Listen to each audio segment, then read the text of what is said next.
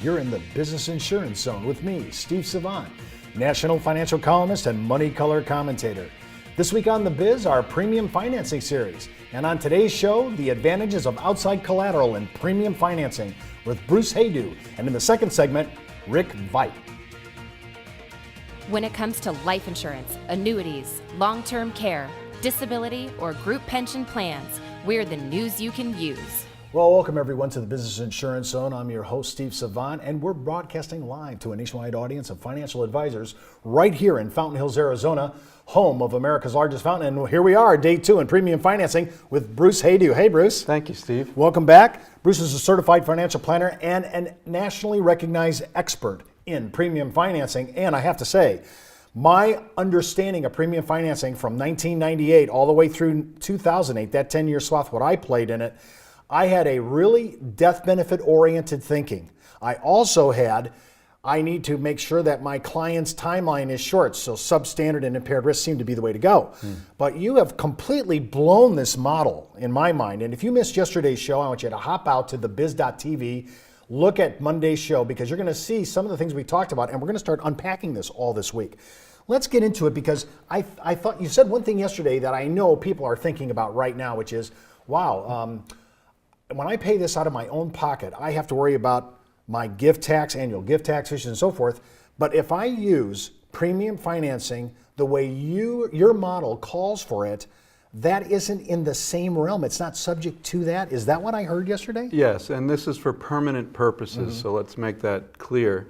Let's say you're 60 years old, standard health, you want a $10 million policy. Well, let's say I am 60 years old, which would be true, and I am preferred. No. Okay. You would have to pay about $260,000 a year for the rest of your life for a permanent GUL policy. That's same premium, same death benefit. In addition to that, you'd have to own it in a trust to keep it out of your taxable estate. And the gift tax on your premiums would be another $100,000. So now you're up to $360,000, and if you don't have the use of $360,000 every year, where you could have made maybe 8% on it, that's another $30,000. So now you're up to $390,000 a year for the rest of your life. That's $3.9 million every 10 years. If you're 60 and you live till 90, you've just spent more than $10 million, which is more than the face amount on your coverage. That's too expensive for people with money. They don't like to squander it. All right, now walk me through then. I'm going to borrow the premium, and it's still going to be in a trust. My death benefit, is that not so? Oh, absolutely. Okay, walk me through that. The trust is going to borrow money, so for various reasons there's no gift tax. So we eliminate the gift tax. There's private letter rulings on that. We are going to maximum fund the policy. Let me ask you just real quick, is the private letter, the PLRs, is that specific to yours, or that just across the board? It's in the code related to ours. Okay, all right, perfect. Yes. Well, that makes it a little proprietary, doesn't it? Yes, it does. Oh, well, okay. I just like little distinctions, you know. Okay. So walk me through it again. We're going to maximum fund the policy. We want to put as much cash from the bank, other people's money, into the policy as quickly as we can without offsetting any tax benefits. And then we're going to leave that cash in there growing as these policies are designed to grow at a rate higher than the bank loan rate. And when there's enough excess buildup, the loan is going to be paid off through distributions from the policy. The permanent policy is going to be left with enough cash in it to carry it, and the person has the permanent insurance they need, never planning to sell it, keeping it forever. So really, any affluent client who has 15, 20 million estate or greater, there's no reason to even worry about the gift tax issue with premium financing. 10 million is the minimum that the banks would require. And why is that? Because the banks need to make a sizable enough loan to give the best possible loan pricing. When this was designed, it's all about the high probability of success, the high probability of loan exiting within a 20-year period. When you look back at what you've already done, what has been the high percentage of success? We have 1,200 individual policies on the books. In premium financing. In premium financing through this program, $3.5 billion of bank loan facilities supporting those policies, and that doesn't include group use. We have group policies as well. Not one case is more than 5% off original plan projections, and over 50% are above or better than original planning projections. And this is from the year 2000 through now. And as you know, the first 3 years of 2001 and 2 was the 9/11 market, very bad conditions for growing money anywhere, and we've done very well despite that. Well, when you think about the S&Ps went down 4 out of the last 10 years of the last decade, that's a pretty good record. I mean, you think of 2001, 2, and 3, and 2008. Yes. Yeah, I mean, that's probably the most punitive 10-year market since 1929 crash. So Correct. That's pretty impressive when you think about it. And as you know, these indexed universal life policies do not participate in the down markets. The options will only be exercised if the markets have been up for the previous 12 months. So the policy will only capture a large portion of the market uptick. Options will not be exercised if the markets are down, therefore the worst the policy can do is zero. So if you're replacing negative market years with zeros and you're capturing the upsides of the markets, you can actually perform better than the markets inside these types of policies. Now, of course, we're still paying our expenses in the policy. Of course. Okay. So now when I'm looking at this, we talked about this yesterday, we talked about most banks are looking at A-rated carriers, and not all carriers can play in this space. So it's very confinement. We have probably a very small inventory of carriers that really understand this, and the mechanics of their policies actually dovetail into this idea. Right. Carriers need to be highly rated because the banks have to approve them. After all, $100 going into a policy creates $95 of cash value immediately. The bank is going to look at that $95 and say, that's mine if you default on the loan. So the $5 has to be made up by the client. But hold on a second, it's not just the $5 that has to be made up. The banks are very conservative. They're going to discount that $95 down to about 90 and say, okay, you have to put up as collateral the difference between the 100 and the 90, and now we're more than fully secured. When we come back, we're going to keep talking about collateralization. We're going to bring Rick Veit on the show, and we'll be right back after this break. You're listening to the insurance industry's #1 resource for products, planning ideas, carrier information, and interviews you can use. When it comes to life insurance, annuities, long-term care, disability, or group pension plans, we're the news you can use. Did you know the average 401k runs out of money just 7 to 8 years into retirement? Time Magazine, the Wall Street Journal, and many other publications have warned of the difficulty of saving with a 401k. But what if there was a way to create tax-free lifetime retirement income with no stock market risk? Good news, there is. You know, living in fear of the next market dive is not the way I want to live my life. Why would I go out there and take on risk when I don't need to? I have a lot less stress knowing I can't lose any more of my retirement savings in the stock market. Call now to receive your free, no-obligation analysis of what this retirement vehicle could do for you, a comparison to your current retirement plan, and a free video that explains this exciting opportunity. Start planning a retirement you can enjoy instead of worrying about future tax increases and stock market losses. Creating income that will last your entire life is the most important thing you'll ever do. Take control of your future. Call now for your free analysis, comparison, and video. Well, welcome back to the Business Insurance Zone. I'm Steve Savant with Bruce Haydu, and now Rick Veit with us. And remember, you can go out to our chart toppers at thebiz.tv and pull down some of the great blogs, articles, and support material that we have out there. And just a heads up, before moving forward with any of the ideas you hear on our show, especially today, always consult your tax advisor, and if you're FINRA licensed, your broker-dealer compliance department. And we're talking about premium financing plans and why outside collateral is necessary, especially in our market today.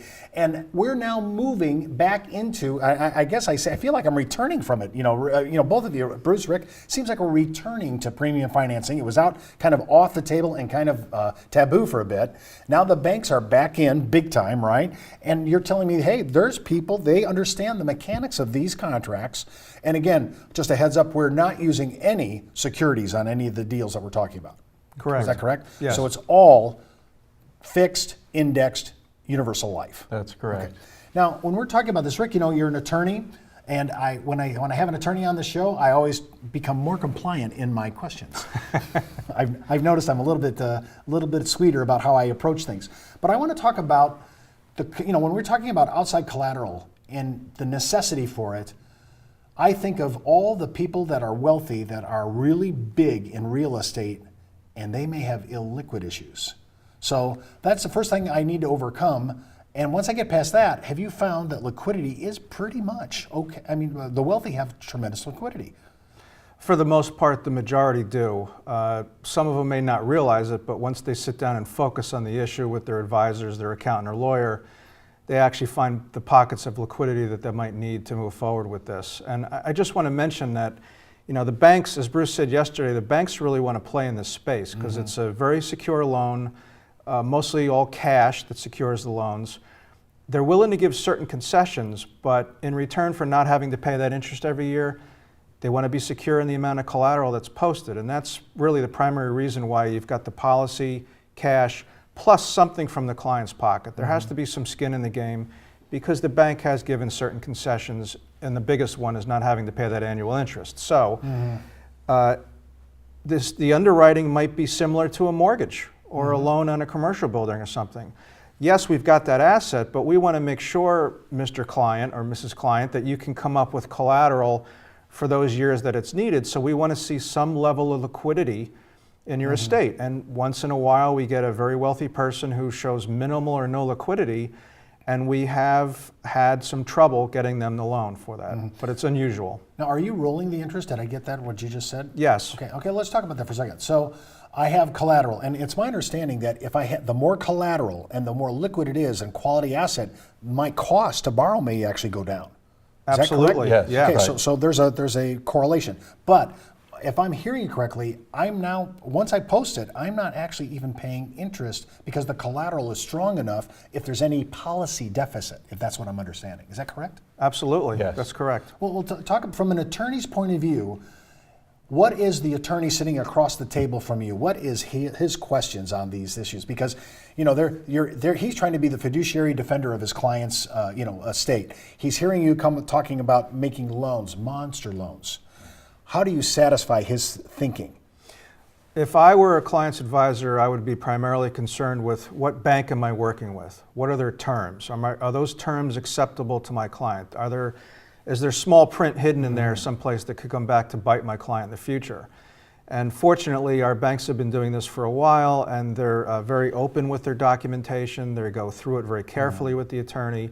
So number one, who is the bank I'm working with? Number two, what do their documents look like? What are terms of default? There are very narrow terms of default. As long as my client does what they're supposed to do on time, will the loan continue to move forward? And in every case, the answer is yes, in our experience.